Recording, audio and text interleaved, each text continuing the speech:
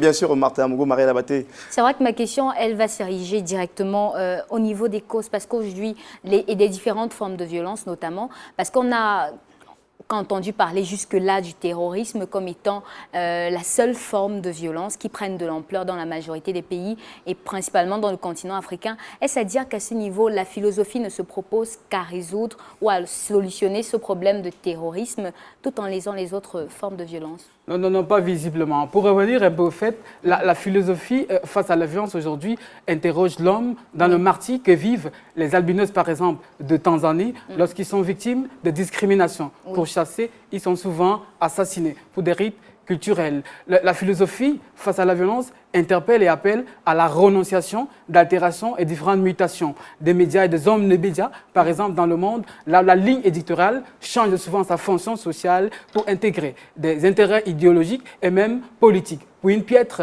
et froide manipulation de l'information qui laisse les populations dans une hypnose collective et déconcertante. La philosophie face à la violence aujourd'hui accuse aussi l'Afrique dans la perte de son patrimoine linguistique qui tarit l'identité de ses fils qui aujourd'hui sont victimes de cette violence ambiante. La philosophie, encore comme espoir du monde, antipode de la violence, aujourd'hui interpelle la responsabilité des chefs d'État d'Afrique qui doivent visiblement quitter les simples discours sophistes de l'Égypte antique pour laisser la libération de leurs fils. La philosophie comme espoir du monde, enfin, appelle à la reconsidération de la troisième loi de Newton, l'interaction réciproque et de la physique classique, là où ni le poids ni la masse ne sont prises encore à considération. Parce que quand Photocol crie et quand les femmes de Chebok pleurent, Paris aussi gémit. Et donc il est temps de cesser aujourd'hui la fusée de violence.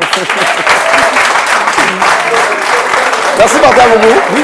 De toute façon, nous allons retenir que la non-violence est la plus grande force que l'humanité ait à sa portée, Martin Amougou. Je voulais fermer par là pour dire simplement qu'aujourd'hui, le philosophe invite l'homme dans la maxime de Kant, qui dit « Agis toujours en toi-même et dans l'humanité tout entière, afin que tu considères le toi toujours comme une fin et jamais comme moyen. » Fin de citation.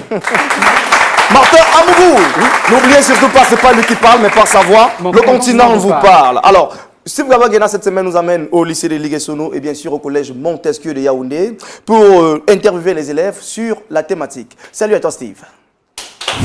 Salut à tous, c'est un plaisir pour moi de vous retrouver sur ce Zoom School spécial, 14e édition de la Journée mondiale de la philosophie.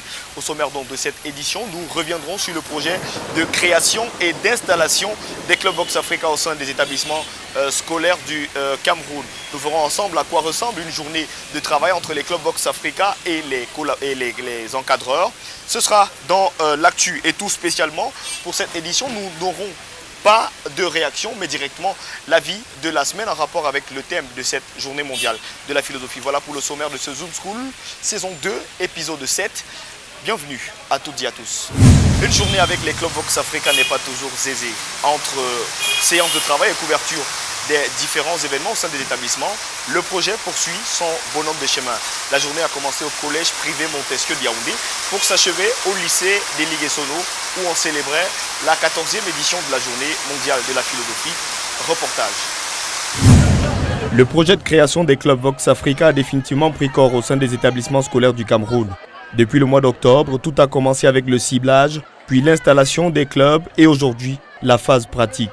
Dans le cahier de charge, il est question pour la chaîne de télévision panafricaine Vox Africa de suivre les clubs communication au journal, mais aussi de couvrir les activités post- et périscolaires de ces établissements.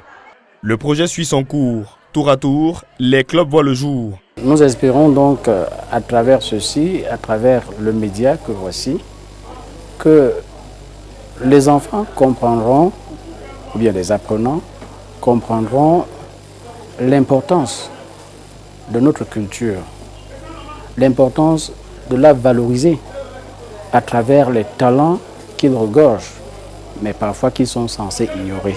Entre séances de travail et couverture des événements, les journées sont chargées. Le parcours commence au collège Montesquieu de Yaoundé. À l'ordre du jour, prise de contact et détermination des sujets qui vont être diffusés au journal scolaire de lundi par ces élèves visiblement très intéressés. J'ai choisi d'être membre